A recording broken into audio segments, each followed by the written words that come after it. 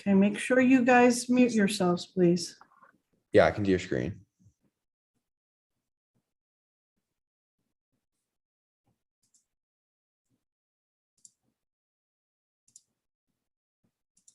All right.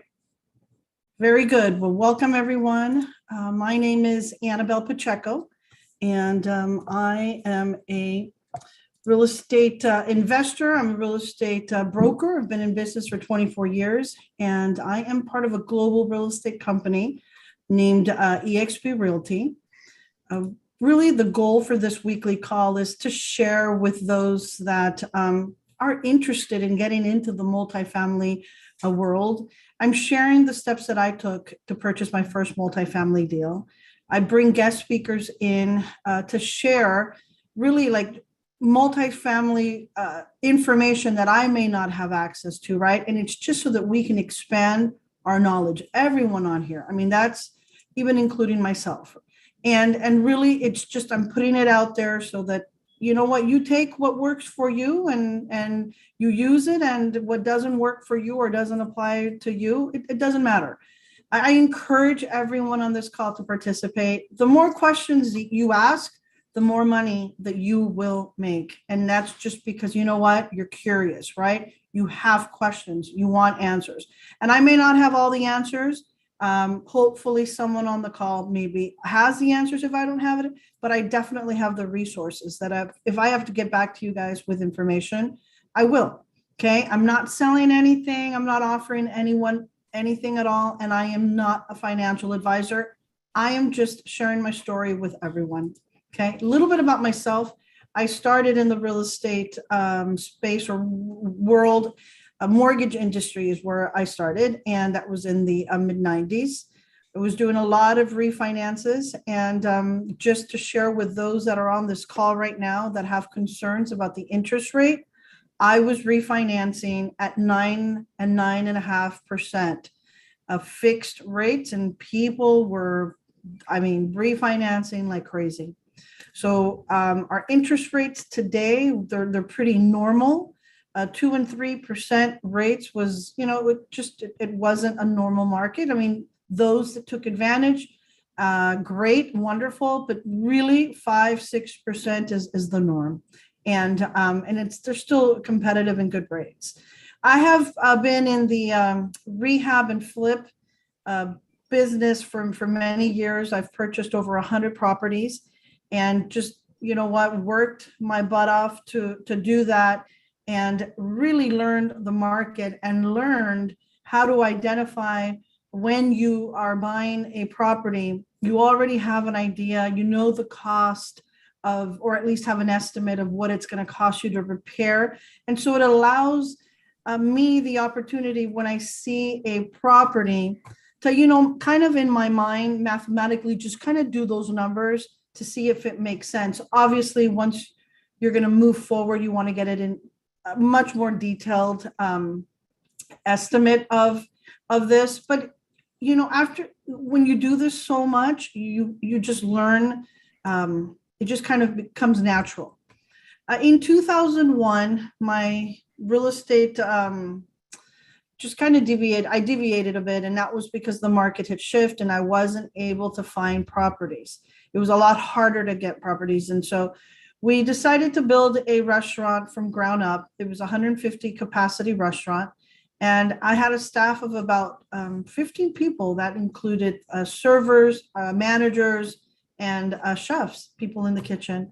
Did that for about 8 years and sold that to a young guy who took over and ran an up and running business. I mean, we worked really hard 8 years to pretty much build it, create it, right? And have it generate income. So, and a lot of things, as the years go by, things happen for reasons. And that restaurant business, it's kind of the same if we think about it as real estate or as multifamily, right? The value of the property is based on its net operating income, on its performance. And you know what? So was the restaurant. It took us 8 years to really build. We built it. And when I say build, I mean like create income, right? Have it produce income in order for us to be able to sell that. And I will tell you, the happiest day of my life was when I turned over the key. If anyone has ever been around or has been associated with a restaurant, you guys will know how hard and stressful it is. And it was a wonderful thing to turn that over to somebody else. In 2015, I decided to launch out into the multifamily space and purchased 34 units in Texas. And, this actually took, I would say it was a 5-year goal that I had. Worked really hard to create some capital. And we did have at that point, I believe I had a property that I knew that I would be selling and where I could get a good chunk of money from there. But I was still doing a couple flips here and there and opportunities that came my way, really to just create that capital. And in 2015, for me, it was more like, okay, I've been doing this continuously, like rehabbing and flipping, and it was just a constant, right? Rehab and flip, rehab and just start over again. I was thinking, okay, there's got to be a way that we can create cash flow and generational wealth. And that's when I really started like throwing and digging myself into the multifamily space. I knew that that was probably the route to create that cash flow and generational wealth. And so I asked myself that question, like, how can I make my money work for us? And here are some of the reasons why I invested in multifamily. And really, I hope it inspires you guys to do the same thing. So number one, cash flow. I was looking for a product. I was looking for something that would give me that cash flow on a monthly basis. And just in a nutshell, cash flow is your rental income minus all of your expenses. Okay. And number two, it was, I thought to myself, what a great opportunity that the tenants are actually paying down the loan. You're collecting that rent every month, you're making your mortgage payments, and really the tenants are paying for it. Number three, appreciation. And this is what we all bank on, right? We all hope that we make an investment that over the long haul, it will appreciate. And then number four, the tax benefits. You have the opportunity to expense a portion of the physical structure each year, which is through depreciation, and the beauty of a 1031 exchange, which really allows you guys to defer that capital gain. And there's no limit. You can do this as many times as you'd like, as long as you find a deal that makes financial sense. So I'll just give you guys a little scenario of the deal that I purchased. So it's what we call a value add multifamily deal. Okay. Those of you that are on this call, do you know what value add is? If you do, just raise your hand. I'd like to at least get an idea. Okay. Perfect. Okay. So value add, and I put the definition there because it's very important. It's a strategy that involves you buying the worst property in the best neighborhood and then increasing its net operating income and the value of the property through renovation, right? So, if we really kind of dissect this, if I go out and buy, let's just say, a single family residence that needs work and I improve the work, the difference with the single family and the multifamily is that the single family, I improved the work, I bring it up to whatever the comps in the area are, and then now I can sell this property for what it's, for whatever the going comps are in the area. The difference with multifamily is when you improve a property and you increase its net operating income, you then increase the value. Okay. And that's what I did. I purchased this property for $850,000. This was 34 doors. And at that time, I I found this property on LoopNet, just happened to be out in the area, and let me just pause for a second. How I decided to go into this area, I had a friend, mentor that had already purchased out in that area, had done the research, and I thought, why reinvent the wheel? He's done all the research. The market is good. I'm going to Dallas. And I just started studying the markets, right? The different, I would look at different properties. I'd go look at the neighborhoods. I became very familiar with the area, and I knew which areas I was not going to go into and what areas I would be interested in. And so when this property came up, from doing so much research, we knew that it was in a really decent area. And we went to go see it. And I happened to be out there in Dallas during that time. And I went to go see it and knew that it was a good deal. And I contacted the agent, and the agent happened to be the owner of this property. And I was an agent myself. So we ended up really kind of negotiating amongst each other. No real agent represented him or myself. I mean, we just represented ourselves. And it worked out great because I had actually asked him if he'd be interested in carrying a note. I didn't want to go through the loan process. This property was not performing, and I know that it was going to be harder, and I might have been able to get myself a loan and maybe save, some of the down payment, but it was just so much easier for me at that moment. And again, this being my first deal, for me to just work something out with the seller, which we did. So I gave the seller $350 down payment, and he carried a note for 2 years, the remaining balance of $500,000. And that basically means is that he was my lender, right? He was my lender on those $500,000.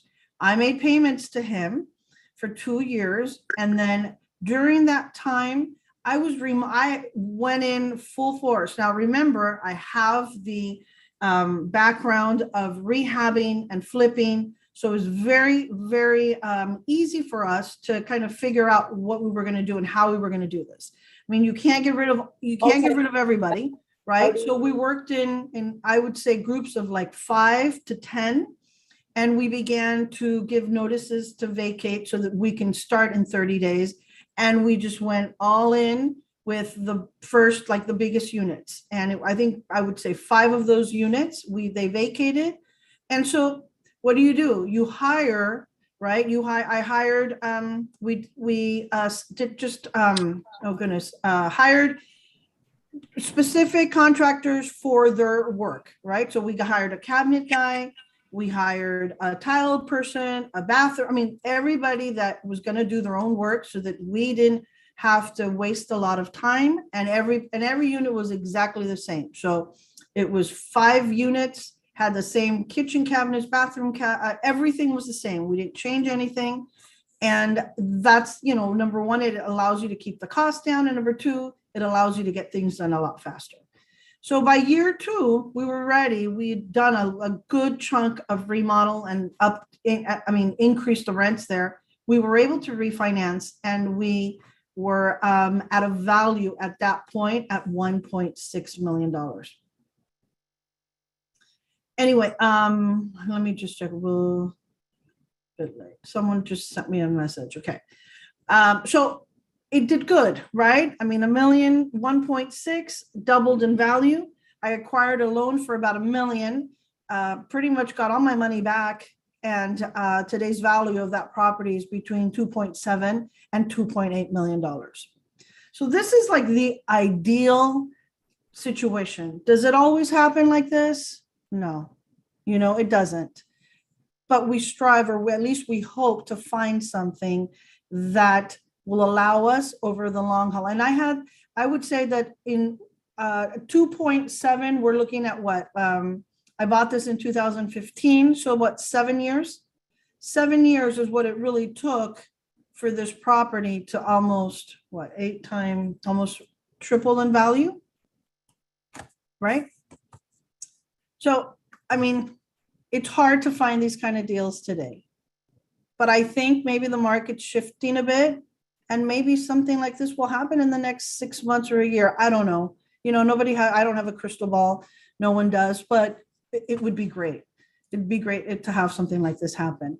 Now, here is the building. It's 24 units, 1 bedroom, 1 bath. And the property was bought in Grand Prairie. It was in Grand Prairie, not Dallas, but Grand Prairie City. And then 10 units, 2 bedrooms, 1.5 bath. Okay, so any questions so far? So I know that's a lot of information. Yeah, I had a question. I know when you say, "Oh, this is a great deal," and that doesn't really happen much. So that's like, what's the real or more of the norm, perhaps? And also, did you just decide to turn around and sell it? That would be a better idea for you than to keep it up and maintain it. So when I say that it was like, it's the perfect deal. Well, I mean, it by year 2, it had already doubled in value, right? Obviously, the value increase or appreciation comes from the improvements that we did to the property, and obviously increasing the rents, right? Because we're increasing the net operating income. I guess maybe let me rewind. It's not that it's impossible to find. It's just that this was a what we want to call like a fixer. He was not taking care of this property. The previous owner was not taking care of this property. There was a lot of deferred maintenance on this property, and someone that had the capital, to go in there and actually fix it is what made the big difference, especially the net operating income. Okay. So they're out there, but they don't come across. I mean, you just don't come across these deals all the time, especially, in this last market. And I'm sure there's people on this call that maybe, maybe what I'm saying, they don't agree with. I don't know. If you guys feel like there are still deals like this right now in this market, chime in. I'd love to hear what you guys have to say. Okay, so does that mean you guys agree with what I'm saying? Did you just say you're basically looking for, like, I'm just trying to figure out what we can look for. It was like owners that maybe are not invested or kind of pulling back or something. Yeah, I would look for, owners that are maybe struggling in keeping up on their properties, right? Because that's where eventually, if you can't keep up on the property, it deteriorates. And then the owners will not be renting the property at like market value. They start lowering the price of the rent to compensate for the condition of the rent. And then, you know what, they're losing money, but at the same time, they don't have the money to improve on the property. And so that's when it becomes a good opportunity for someone who's looking to invest.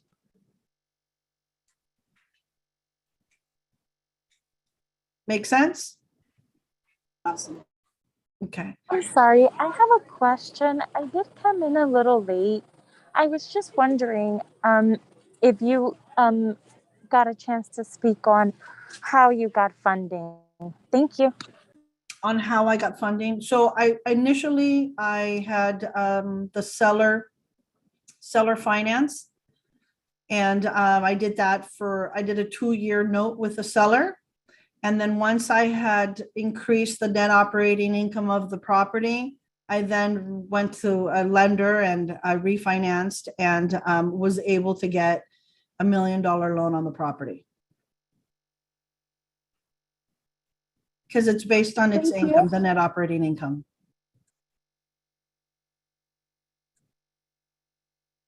Okay, thank you very much for your answer. You're welcome. And we also have a lender here today who can elaborate a little bit more on this. So I want to introduce Casey. He has an amazing story. He's an international speaker and a best-selling author. He's also released his most recent book. It's ME Money and Experience. Okay, and it's how he made it from zero. Available on Amazon, so you guys can take a look at it after you hear him speak today. And if it's something you want to elaborate on and continue to learn, you can check him out on Amazon. Casey's also involved in providing affordable housing, a project for the homeless, low income, and veterans. He's currently a commercial loan officer with Calcap lending, and also a real estate investor with multiple properties owned and under management, as well as a solid background in real estate lending. So Casey, welcome to our call here today, and super excited to hear about, lending and what's out there and how your information can help someone that's maybe currently looking to get into multifamily. So welcome. Absolutely. Thanks so much, Annabelle. I appreciate you.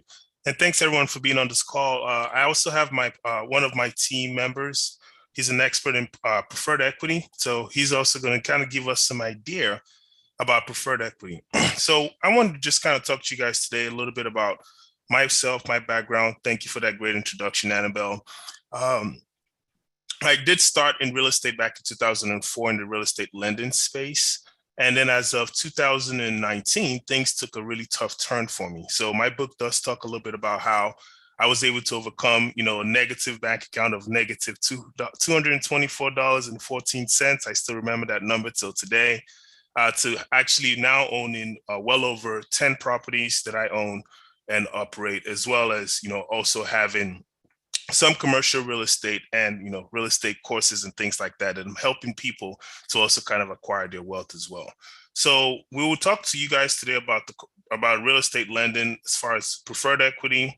But I also want to let you guys know that on the debt side, it's important to understand how it works. So when you had a good question, Maria, you said, how does the funding work? So typically when you deal with the multifamily, project, you have something that's called a capital stack. So what a capital stack is, it works in a trench, right? It works as a reverse pyramid, if you will. And on the top is the senior debt. So the senior debt lender is someone who handles the senior position. They have to get paid first. Usually, like in Annabelle's case, a 65% LTV is usually normal in scenarios like that. And then you also would then have either something they call a mezzanine debt, which is another term for a second mortgage. Those are typically higher risk.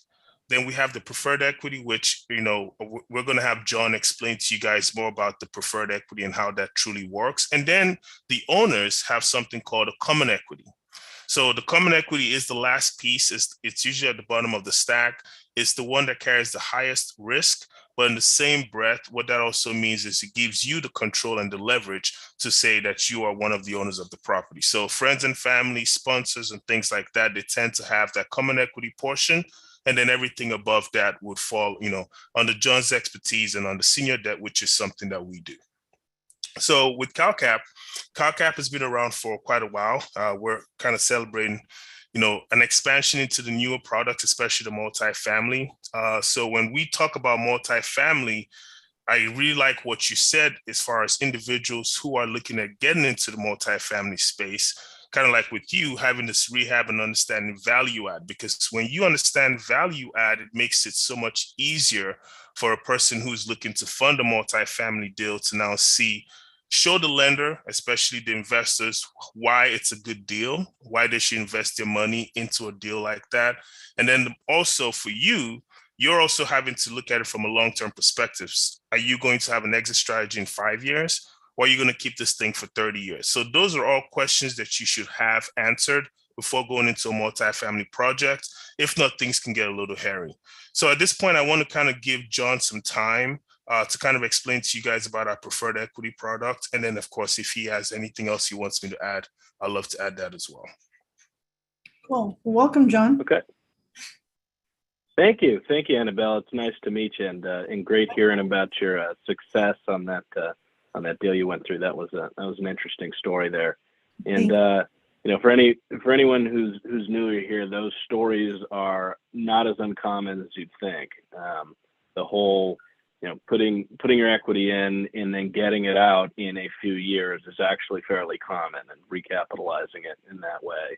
That's something that we've had success at. I think we did 2 of those properties just this year.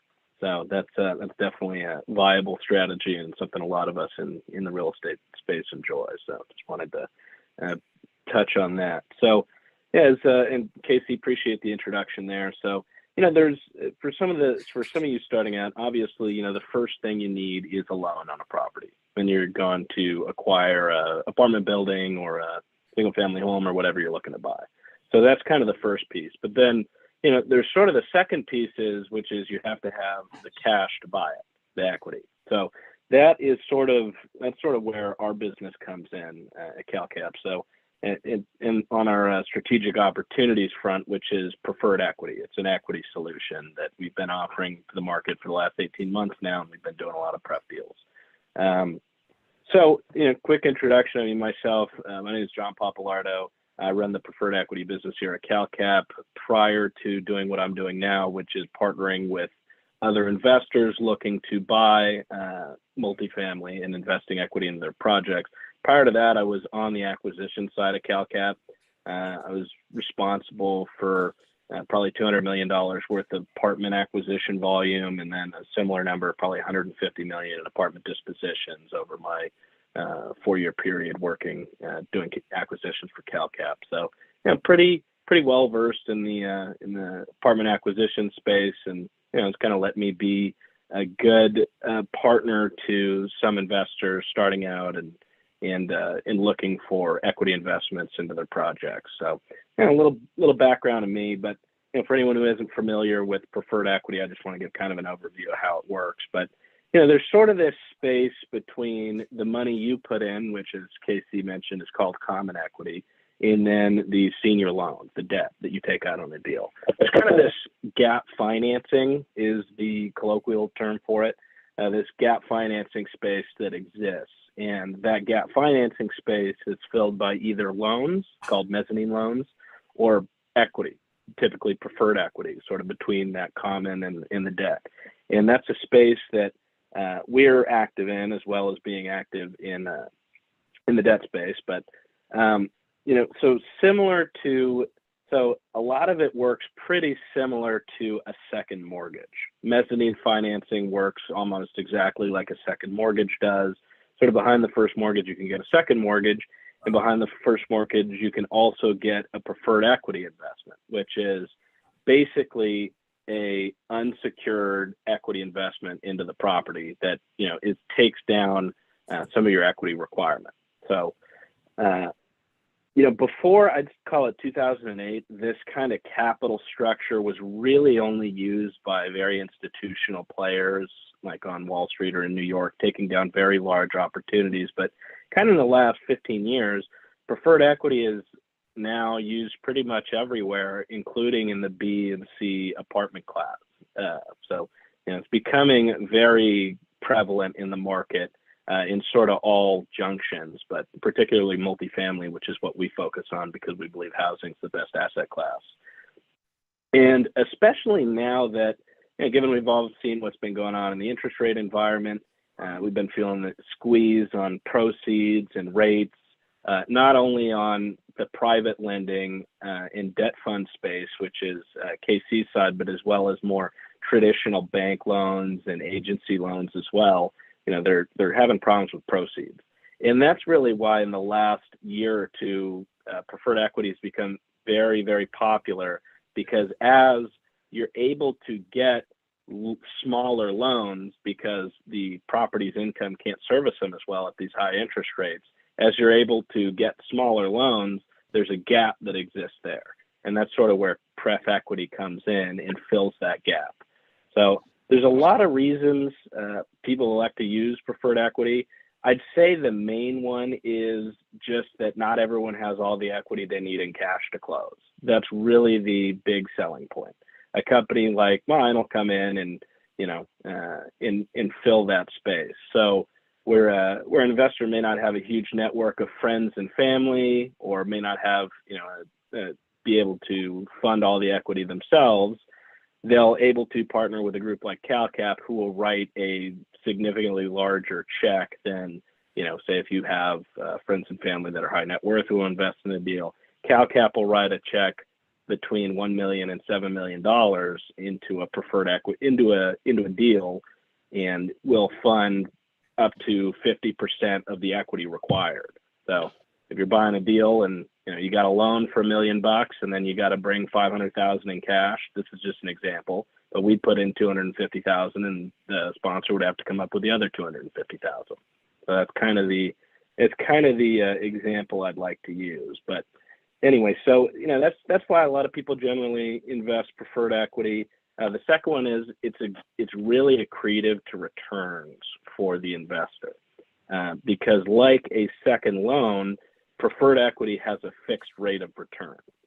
So if you're underwriting a deal and looking to buy an apartment building, you might be looking at a 20% or so return on your investment all in end of the day. Maybe that's what you're underwriting to. But as we all know, that could be way more or it could be less. That's sort of kind of the risk and reward of being an apartment investor. You can get way higher returns or lower returns versus on a lot of our deals, we're returning 30 to 40% to our investors on apartment buildings we buy. But if you're working with a preferred equity investor, they typically have a fixed rate of return. So that'll be a 11 or a 12 or a 13% rate of return. And you'll be offering your other investors or yourself a 20% rate of return. So there's some arbitrage there between a fixed rate of return for preferred equity investment and then the common equity investment having sort of a unlimited upside. You're selling off some of your equity position at a lower rate of return, and that juices your return on the top. So that's kind of like the two main reasons people tend to invest preferred equity. It's not a loan. It's not secured on title like a loan is. It's purely an equity investment, and it's governed by an operating agreement with the investor, the preferred equity investor, and the sponsor, who is the person buying the building. It's just an agreement similar to like a joint venture, a JV structure. That's what governs it. I mean, it's really pretty much that easy. So I'll kind of break there, see if I generated any questions as I'm talking. So, anyone have any thoughts, questions? Sorry, I think you're on mute, Annabelle. Sorry about that. Okay, so is this I guess maybe I misunderstood the preferred equity. Is that the program? Is that the program? Yeah. Okay. So the preferred equity, can you just repeat? Because I think I misunderstood the difference between the preferred equity and the other one. Oh yeah, absolutely. No problem. Okay. So, you have total equity in the deal, which is just everything that's not debt. So the preferred portion is what some people would call a class A tranche of the equity. So if you think of all your common equity, all your equity, it's just all common, unless you have a preferred equity investment. Now, preferred equity investment sits right behind the senior loan, and it's secondary to senior loan, and it sits in front of the common equity. So if you look at a total capital stack, you have the debt here, and then you have the equity here, but half of that will be a preferred equity if you take a preferred equity investment. And that does not get recorded. It's like a silent second. Yeah, that's a perfect way to think about it. Because it is for all intents and purposes an equity investment into a property. It is an equity investment. It's not secured on title. If the first lender forecloses, we don't have any recourse. We can't foreclose. We're an equity investor in the transaction. Now, why it's preferred is because the preferred equity gets paid back first. So once the deal sells, the lender gets paid off first, and then out of all the equity left, the preferred equity gets paid back first, and then the leftover is for the common equity. So it's a fixed rate of return. It's a lower rate of return than the equity an investor would put in on the sponsorship side, but it does get paid back first, so it is a little less risky. Okay, and give me an idea what's the cost or interest on something like that? Yeah, so there will be a pay rate on the equity, and then there will be an all-in accrued rate. So the all-in rate is effectively your cost of capital, and a portion of that will need to be paid out of cash flow. So generally on a lot of the deals we look at, the all-in rate of return will be a 12. So that's our all-in rate of return. That's a return expectation. So it's more of an equity rate of return.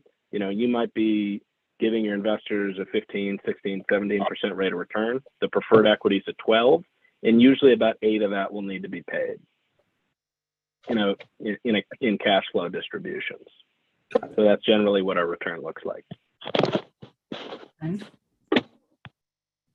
And what about you mentioned another program or did I miss it? No?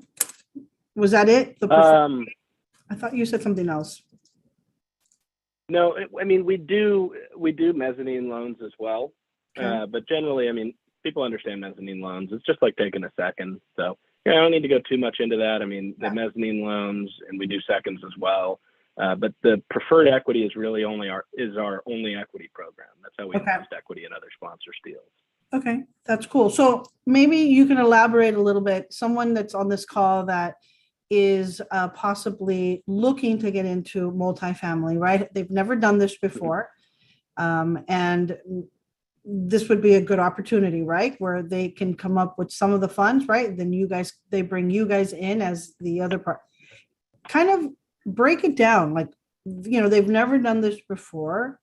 Sure. What do they need? What is required of them? Like, do they need to have good credit? Do they need to have money in the bank? Like, just kind of give us a little rundown on that. Yeah, absolutely. Absolutely. So, who we pick as our investment partner, because we really are an equity partner, and this is obviously important to us. So generally what you'll need to do if this is your first time investing in a deal is you'll need to have a deal under contract. You'll need to have an underwrite of the deal as well. So that'll be your model where you've assumed where your rents are going to be, where your expenses are going to be. And we'll want to see a pro forma, not just for the first year, but for all years that you plan to hold it. So sort of that budget that you keep going for years 1 through 5. And if it's a 5-year loan, we'll want to see all 5 years. So that's generally where we like to start. We like to see sort of the opportunity, what you're looking at, why you're interested in the deal, why you think it's a good deal that's worthy of investing in. So that's generally the first thing we need to see. In terms of credit isn't so important to us. I mean, we run a FICO, but it's just more of a box checking item. We like to see that, our investment partner is not in a large amount of credit card debt or something. I mean, just that kind of stuff. It gives us a picture, but it's more of a box checking items. Really your capabilities are what's more important to us as an equity investor, and also the opportunity as well, why you're interested in the deal. So credit's not that important to us. If you're investing, we'd like to be able to know that you have the cash to put in for your half of the deal. That's obviously important to us. If your plan is to put, say, it's a deal and you need $300,000 to close, and you're asking Calcap to come in with $150,000, we'd like to see that you have the other $150,000, or if not, you have commitments from your investors for the other $150,000. So that's generally what we'd need to see to be able to, sort of proceed through the deal. And we do our own underwriting, our own analysis. So, that's a separate process, looking at the rent roll and the financials and sort of underwriting the deals ourselves. But, that's the kind of thing that we'd need to see. Now, it's a great option for investors who are starting out because they don't have maybe the connections to family offices and to, registered investment advisors and other people with the means to, sort of source all their equity just source all their equity. So yeah, it tends to be a pretty good option. That's great. Very nice. All right. Any other questions? This is an opportunity. So if, for example, someone is looking to raise capital, right? Mm-hmm. Yeah. I know that I'm interested through these calls and just through being in business. I've met a lot of people and I have a lot of clients that have the money, and I just have never asked them for the money. They trust me, and if I were to bring them an opportunity, I mean, I get calls here and there, and they'll say, "Is there anything? I have got $100,000 I want to invest," and I'm like, I don't have anything. I don't know of anything. and I guess because I've never really raised capital. When you say, when I hear you say that, sometimes people have commitments from people, that means that they're willing to invest with you, but you have not identified a property yet. Once that property, comes up or comes available, at least you have a commitment from them that yes, they'd be interested in investing. But how do you give them how much they're going to get on their money? How do you give them a return if you really don't even know the property you're buying and what that performance is going to be? Yeah, that's a great question, and the answer is you really can't. I mean, you can point to other deals that you've done and sort of, try to do some Excel math and figure out the kind of return that you saw in your last deal. Especially when you look at, okay, this is what it's appraised at, I'm taking my money out. You can calculate all that and show them similar deals. But generally you can't. You can have a soft commitment from an investor that says, I have 100,000, I need to place it. What kind of returns can I get? You can share some other deals with them, but not until you've really identified a property can you get what's more of called a firm commitment, which is you show the investors a PowerPoint presentation or a Word document that says everything about the property, and these are the returns I expect you to get. Are you interested? And they say yes, and that's more of what's a firm commitment when they indicate their yes to a particular property and a dollar amount that they'd be willing to invest into that property. That's then when you get more of a firm commitment. So, and I guess before we get that firm commitment, how do you, or I know that you said you kind of have to estimate based on, maybe past, I know that I'm invested in multifamily deals. I guess maybe pull from those investments that I've made and try to model that, right? And offer that to my clients, and letting them know that it's available. There's an opportunity, but that I obviously I don't have that property yet, or we're working on it. Yeah. Okay. All right. I mean, it's something that I've been considering, doing, and just haven't pulled the trigger there yet. And I do. And this is good to hear about this preferred equity, because I think it would, it just kind of helps, right? I'm not going in there all alone. And I'm sure you guys also have the experience doing this.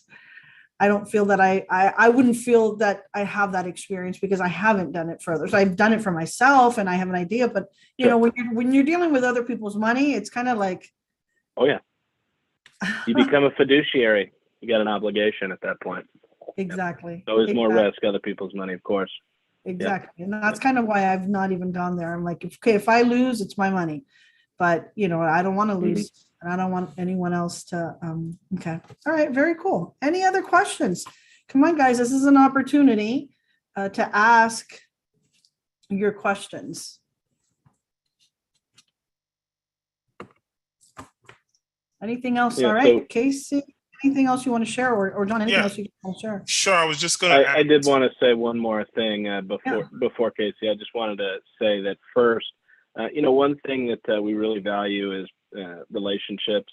Real estate is a relationship business. So, just one thing I'd like to add in too is that, the equity space, the equity partner that you select, if you go that route, if you don't want to just raise all the money yourself, the equity partner you select is obviously going to be very important, and they have to believe in you and in the project and all of that. So, one thing I'd just like to say is generally a good place to start is with KC too, because if KC can call you and say, I know them, they've come to me, talked about loans, then, that's more of a warm introduction for, working with Calcap on the equity side too. So anyway, I just thought I'd add that in as well, because, we do preferred pricing for existing Calcap clients on the loan side. We do preferred pricing. We do flexibility on terms. Like there's a lot of benefits to, working with Calcap as a senior lender as well as an equity provider. And sometimes we'll do both. We'll do the senior loan and the equity. So you'd wind up, you put together a deal that, Calcap is, the loan and half of the equity, and you just got to bring in the other half of the equity, and the deal's done. And Yeah. whether you're bringing that in yourself or you're bringing it in from friends and family, we like to be kind of a one-stop shop and fully service our clients. And then of course we property manage too, and if we're the ones property managing it, there's even more discounts. But that's kind of Right. a secondary story. But just wanted to add that in. So, No, I think that's great. sorry, And Casey, didn't mean to cut you off. and I always do talk about relationship. I mean, this business is all about relationship, and who you talk and who you connect with. And if, you don't know if they're working on a deal and they, you guys connect, they like you, there's an opportunity, right? I mean, they may say, hey, listen, I have this opportunity, and you happen to be there at the right time, right place, right time. So I agree 100% on that. Yes, Yep. Maria. She's got a question. Hi, yes. I just wanted, again, another, just a definition of preferred equity, just so that it can just, Sure. stick in my mind. Yeah. That way I remember. Thank you. Yep. No, absolutely. Happy to do it. The sort of one sentence or two sentence or less synopsis is preferred equity is what's sort of a catchy sticking thing. Preferred equity, it's really just A partner. They help you find it's a capital. partner. They help you find Yeah. capital for the purchase of the multifamily. In simple, I It's think a it's preferred simple, capital partner. but preferred capital, yeah. Preferred capital partner. Mm-hmm. PCP. There you go. Preferred capital partner. Thank you.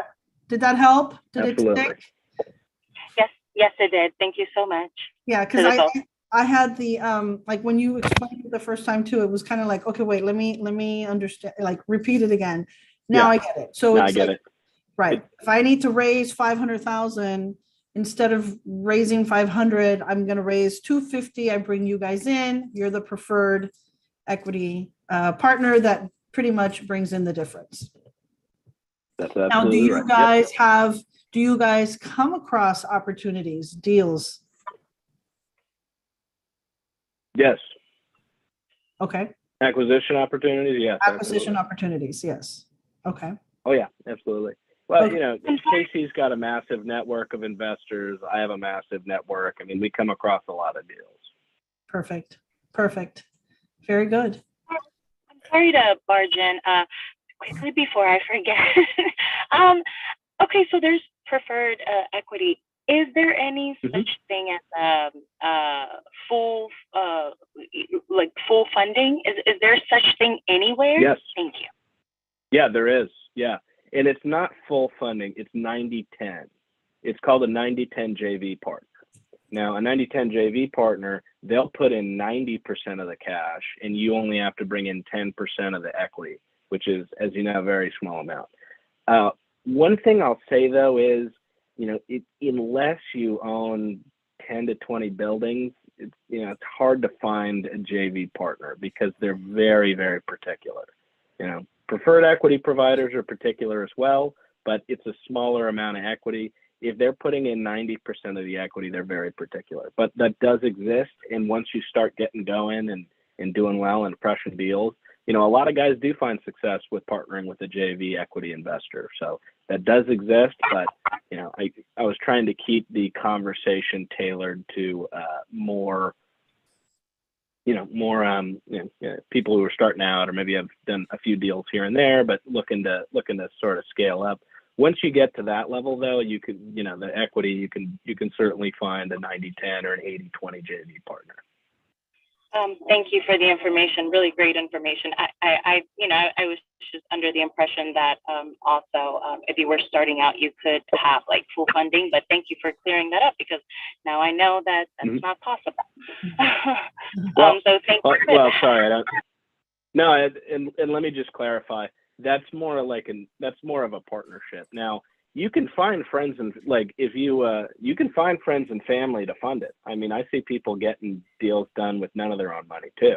But the equity's got to come from somewhere, and usually it's more of the friends and family kind of people, or other people you meet at sort of these kind of meetups who are willing to do that.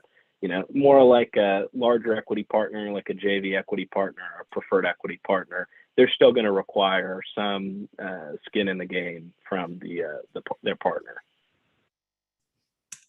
John, will you guys fund renovations or construction of additional units on a property? Someone asked a question. I can actually take We that. have, but that's much more Casey's. Yeah, that's Okay. more Casey's space.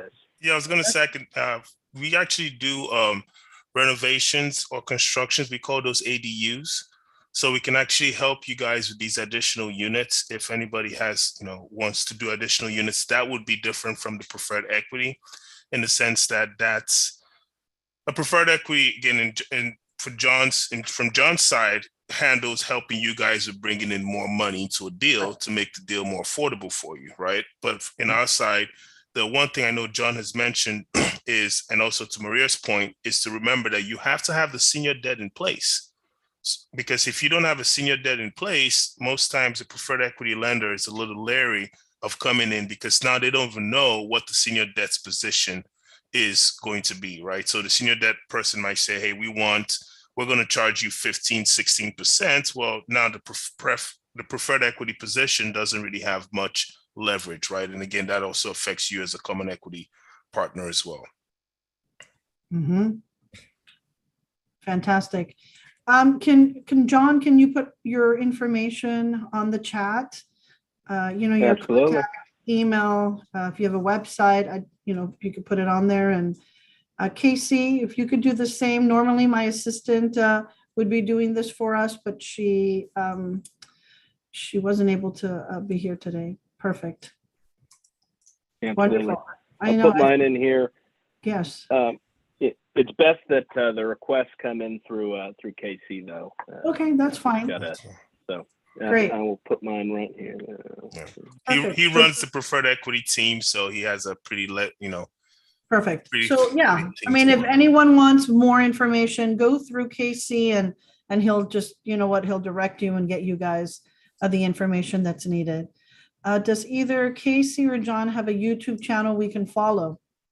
You guys have a YouTube channel? Yes, I do. I'm actually going to post the link so you guys can have a copy of the link as well. Awesome. Very good. Well, John and Casey, I mean, unless, or any other last minute questions here that we want to get in? Okay. John, Casey, thank you guys so much. This is definitely something new for me, and I appreciate that. This is exactly why I do these weekly calls. I want to learn, and obviously, those that want to join and learn as well, fantastic. This is something that I definitely am interested in doing. So we'll connect, we'll reach out and talk a little bit more. I want to understand it again, right? And I think that this is gonna be the that little missing piece that I needed to just kind of go out and do this on my own, because I've kind of been afraid to ask people for money, and I've got tons of clients that have it, but I got to understand this process before I actually ask for money.